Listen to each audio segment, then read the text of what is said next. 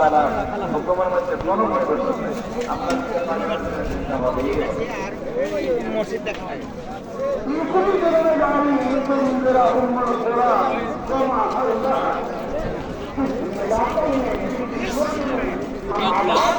doctor লাগবে